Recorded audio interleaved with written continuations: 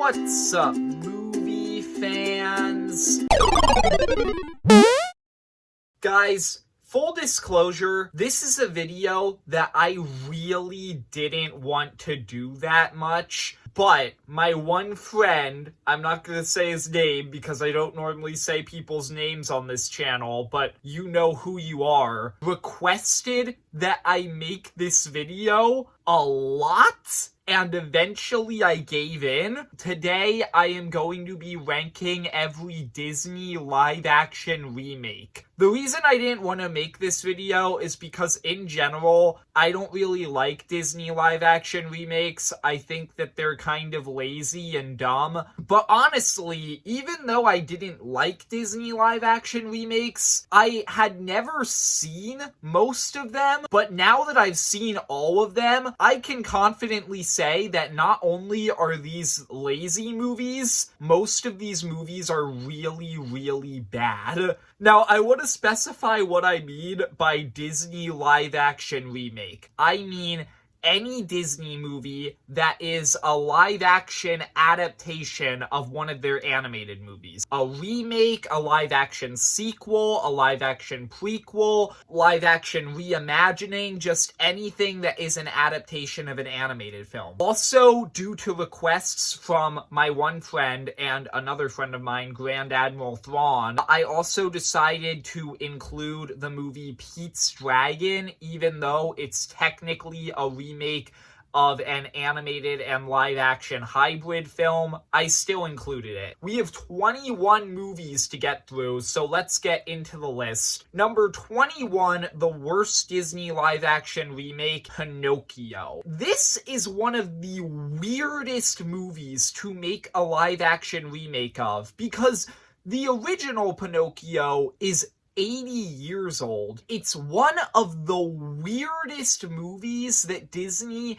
has ever made. It has animals who talk, animals who don't talk, giant monstrous fish, characters turning into donkeys, it has fairies, its main character is a talking puppet. Like, it is a weird movie with a ton of different bizarre elements, and those elements aren't really things that you question when they're in animation, but when you bring them into live action, it feels confusing. It feels like a disjointed mess. And not only that, this is also a movie that just blatantly misunderstands the original Pinocchio. In this movie, Pinocchio never learns anything. The original movie is all about him learning the difference between right and wrong, but in this movie, every wrong decision that he makes, he's peer pressured into, and he immediately regrets it. So if he already knows the difference between right and wrong, what's even the point of having Jiminy Cricket in the movie? And then, to top it all off, the ending of this movie is just atrocious. This movie doesn't end with Pinocchio getting rewarded for learning his lesson and being turned into a real boy. It literally ends with Jiminy Cricket saying, "Pinocchio never turned into a real boy,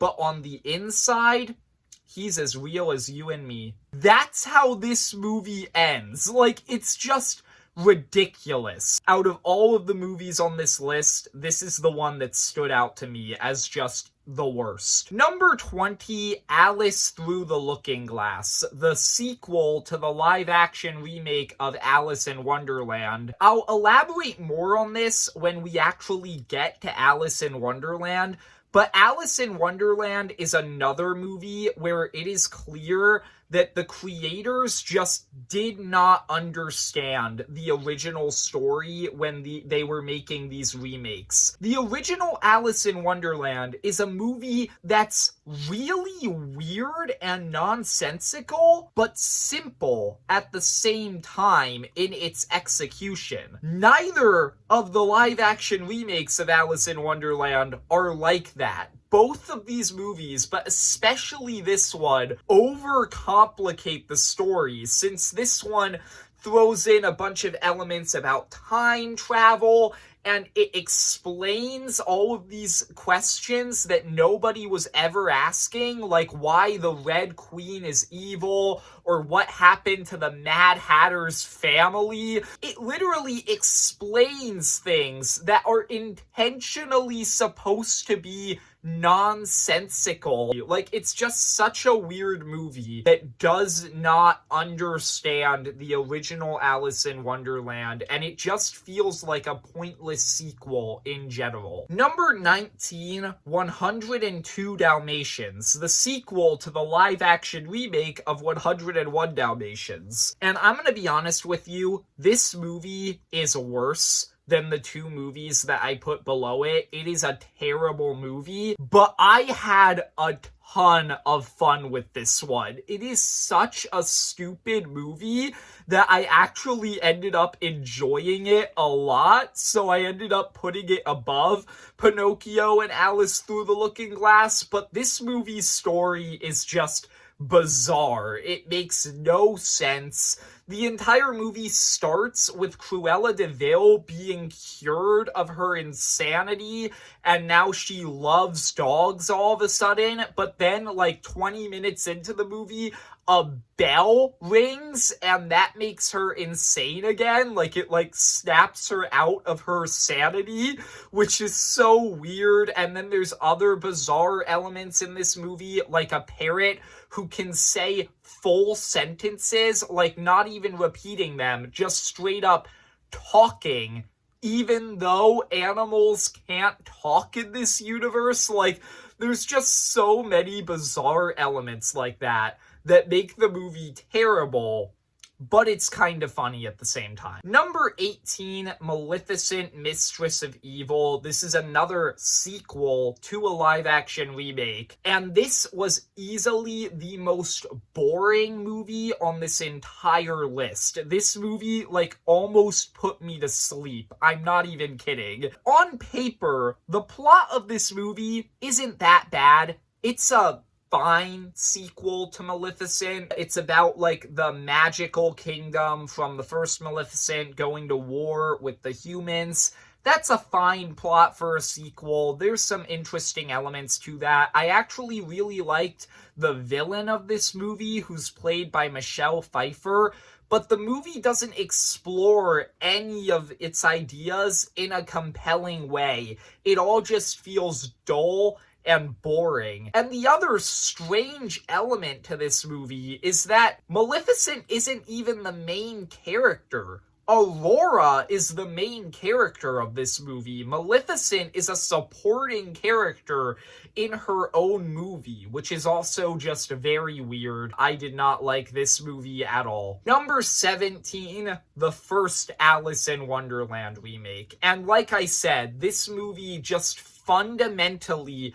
misunderstands the original Alice in Wonderland. The original Alice in Wonderland is a movie that's nonsensical but simple in its execution. This movie, it gets the nonsensical part right, but it doesn't get the simple part right. This movie is about Alice and all of the magical characters that she meets in the original story going to war with the Red Queen, starting this revolution to free Wonderland, and it's like a hero's journey where Alice is the chosen one, and it ends with her fighting a dragon, and you just have to wonder while you're watching it, what are you doing? What is this? Isn't an adaptation. You just made a generic fantasy movie and slapped the name Alice in Wonderland on there. Like, it's just so bizarre to me what they did with this movie and its sequel.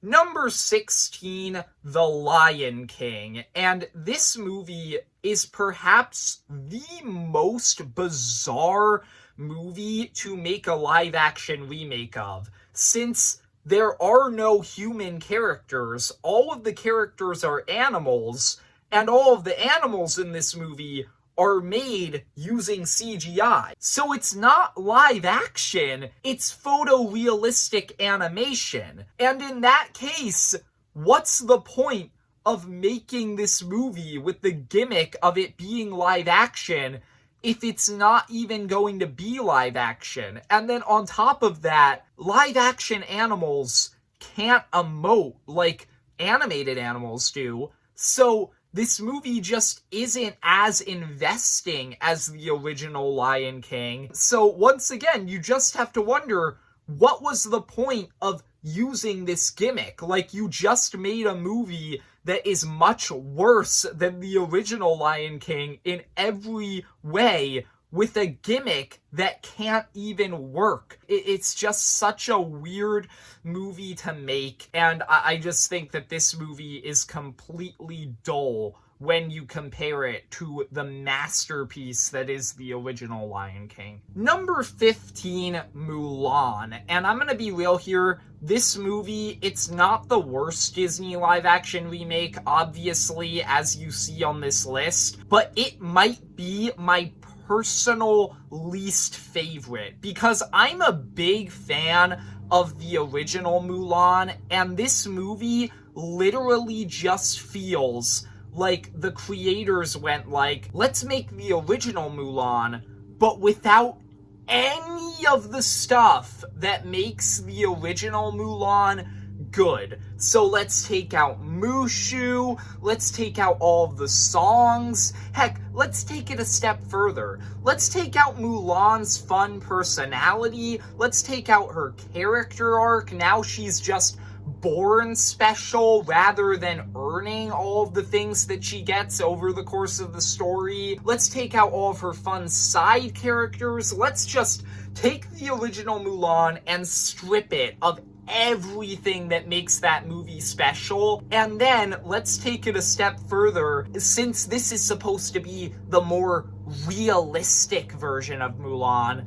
Let's throw in a witch who serves no purpose to the story whatsoever, because we all know that that's more realistic. I really don't like this movie. I couldn't put it in last, however, because it does have some admittedly alright action sequences in it. So that's the thing that ultimately brought this movie higher than like the bottom 6 that we've gone through so far. Number 14, Peter Pan and Wendy. And this is another Disney live action remake that just fundamentally misunderstands the original movie. Somehow, this movie actually managed to overcomplicate this story. This movie overcomplicated the story of Peter Pan. How do you even do that? This movie, like, adds in this entire backstory for Captain Hook as a villain and makes it so that instead of just being this evil, fun villain with no redeeming qualities, Captain Hook was actually once Peter Pan's best friend when he was a child. But then he missed his mother, which caused Peter Pan to kick him out of Neverland. And then when he grew up, he returned to Neverland wanting revenge. Like, why would you add all of that? Captain Hook is a fun villain because he doesn't have any redeeming qualities or motivation. And you just ruined that. Now I don't even want to root against Captain Hook because he legitimately has a more reasonable motive in the story than Peter Pan does. Beyond that, this movie just also doesn't do anything interesting with Neverland. It doesn't explore Neverland whatsoever. It barely explores any of its magical qualities outside of just the one fairy being there, Tinkerbell. You see mermaids for like 2 seconds. That's it. That's as far as they go with Neverland's magical qualities. So yeah, this is just another bad adaptation of a Disney animated classic. Number 13, Dumbo. This is probably the first movie on this list that I don't actually hate, but it's not good either. The thing that brings this movie up above some of the other ones is this movie, unlike Pinocchio, understands the fact that, okay, The original Dumbo is 80 years old. Obviously, we can't just adapt it beat for beat. We have to change a bunch of things to make it more accessible now. And they did that, and I think that that's what kind of makes Dumbo stand out from some of the ones that are lower than it. But this movie is still completely generic. It is just an insanely generic kids movie that has nothing that stands out about it. And when you're doing an adaptation of Dumbo, one of the weirdest Disney movies ever made, and your director is Tim Burton, who is known for making weird movies, and your movie is generic, you know you've messed up. Number 12, Lady and the Tramp. And this is probably the live-action remake that I have the least to say about on this list, because it's just a beat-for-beat remake of the original Lady and the Tramp. That's it. It doesn't change anything. It doesn't add anything. It's just Lady and the Tramp, but in live action now. It doesn't really do anything that makes me hate it as much as the movies that come below it, but it doesn't really do anything to make it stand out either. It's just, well, I guess that was a fun, pointless live action version of a beloved animated classic, I guess. Sure. Number 11, 101 Dalmatians. This was actually the first Disney live-action remake, kind of. I'll get to what I mean by kind of later.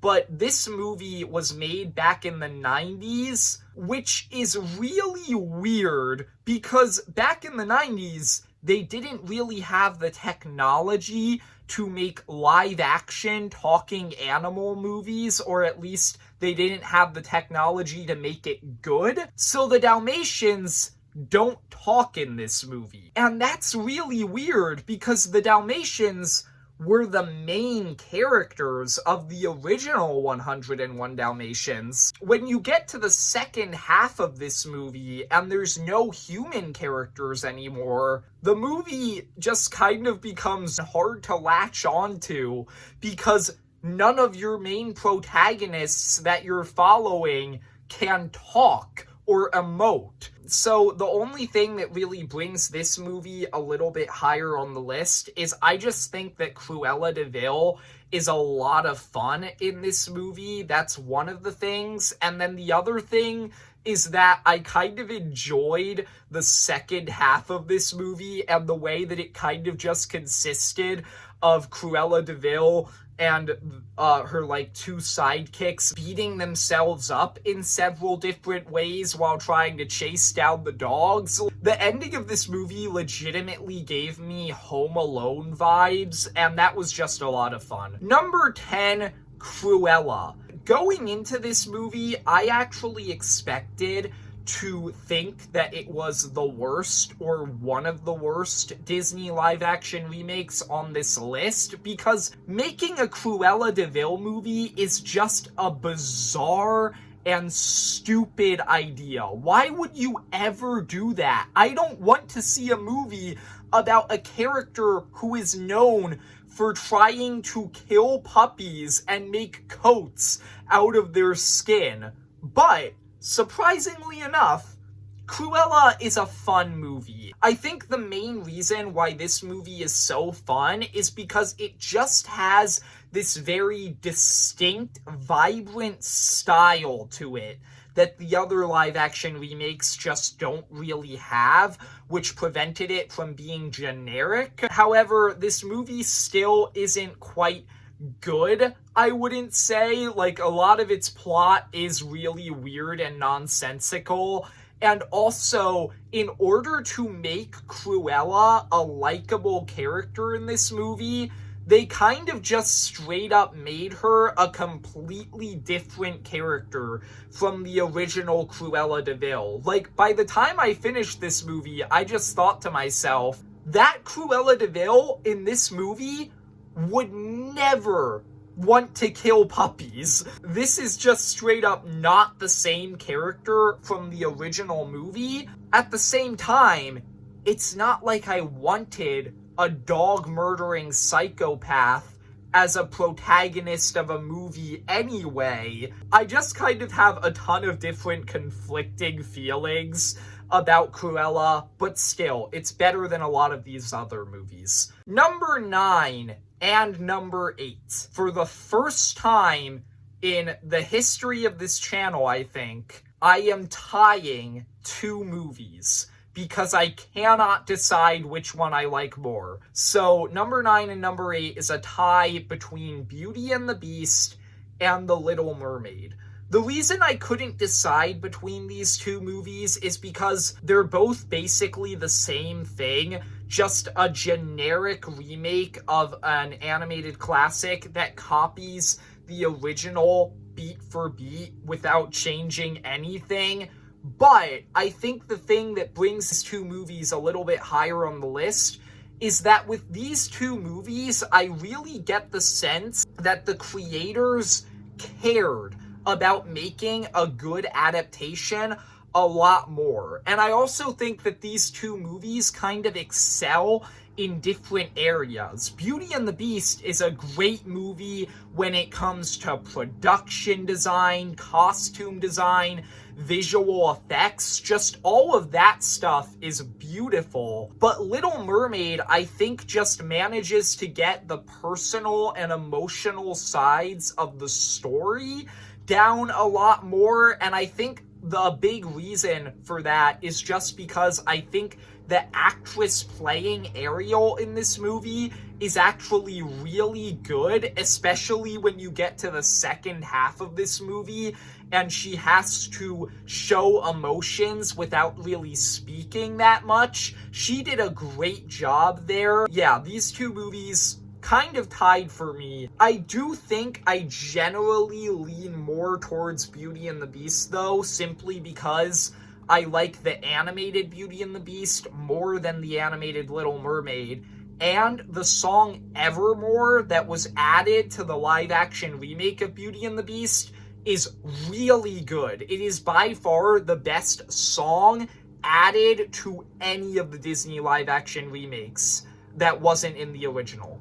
Number 7, Maleficent. Now, going into this movie, I kind of had similar feelings as what I had when I went into Cruella, which is that I was thinking, why would you make a movie about Maleficent? I don't want to root for this woman who is known for committing the heinous act of cursing a newborn baby. Why would I want to watch a movie about Maleficent? But to my surprise, Maleficent isn't necessarily a good movie, but it is a very clever movie with the way that it reframes this story from Maleficent's perspective, because it doesn't really try to make you root for Maleficent. It doesn't really try to tell you Maleficent was actually a good person all the time. No, it acknowledges the fact that Maleficent committed a truly terrible act, but it shows you why she did it, and it shows you the way that she grew to regret it as she actually started to form this mother-daughter relationship with Aurora. And that was kind of an interesting way of reframing this story that I actually kind of liked. But still, this movie, the way that it's like directed and written and acted, all feels very dull and generic, so I can't really put it that much higher, but still, much more clever than the movies below this. Number 6, and I am happy to report that we have made it to the first movie on this list that I would actually call outright good, and that is Pete's Dragon. Full disclosure, this movie isn't even a remake of Pete's Dragon. This is just a new movie with a new story entirely. It doesn't follow the plot of the original Pete's Dragon at all, except for two elements. One, the main character is a kid named Pete, and two, he is a dragon named Elliot. This movie kind of takes those two elements and tells a much more simple story with them from the original, and I thought that actually made this movie all right. Like it doesn't really stand out in my mind as much as the original, especially because the original was just a really weird movie, but it does have a much better emotional core and a much more, I don't know, a much more reasonable and easy to understand story. So it's not really a great movie, and it's definitely not a great adaptation, but I still enjoyed this movie a lot more than the other Disney live-action remakes. Number 5, Aladdin. And this is a movie where I kind of feel like this movie is just a beat-for-beat remake of the original Aladdin that barely transforms it at all. But this movie does add a few more elements to the original Aladdin that I actually kind of like. And it also puts its own unique spin on a lot of elements from the original Aladdin. So this one, I think, is much better than Beauty and the Beast, The Little Mermaid, and a whole bunch of other live-action remakes. In particular, Will Smith's adaptation of the Genie, he's not as funny as Robin Williams' adaptation of the Genie, not even close. But this version of the Genie is still pretty funny in ways that the Robin Williams version wasn't, and he's still memorable and just as energetic. So I thought that kind of made this movie stand out a little bit more. They got the likable personalities of all the characters right in this one. They got the basic message of the story right. They added some songs that I like. They added this whole other character arc for Jasmine that I like, about her like wanting to become Sultan. They added in this like weird side romance storyline between the Genie and one of Jasmine's handmaidens that didn't really need to be there, but it was a cute, fun subplot. Like, there are some things that this movie added that I actually do legitimately like, much more than what the other movies that are Disney live-action remakes added. Number 4, the 1994 adaptation of The Jungle Book. Technically, the first Disney live-action remake ever. And I say technically because this movie has literally nothing to do with the original Jungle Book. It's honestly more of a Tarzan remake, which is funny because this movie came out before Tarzan, but like it barely follows the same story as the original Jungle Book, except for like very, very basic elements like the names of the characters. But because this movie is such a wildly different adaptation of this story, I actually did enjoy it a lot more than the movies that are below it on this list. And I thought that the story in this movie, in general, was pretty fun. It has like a bunch of adventure elements to it. It has this romance storyline in it that I really kind of enjoyed those things. And I thought that in general, this was just a fun movie. I enjoyed it a lot more than other Disney live-action remakes, and I thought that this was a pretty fun reimagining of the original Jungle Book story that's very unique from it. Number 3, Christopher Robin. And this movie isn't really a live-action remake. It's actually a live-action sequel to the Winnie the Pooh storylines that follows an adult Christopher Robin. And I think that that is a pretty interesting storyline in the way that it is executed in this movie, with Pooh and the gang kind of coming back into Christopher Robin's life and reminding him of how to be a kid again, which helps him parent his own daughter, who he now has.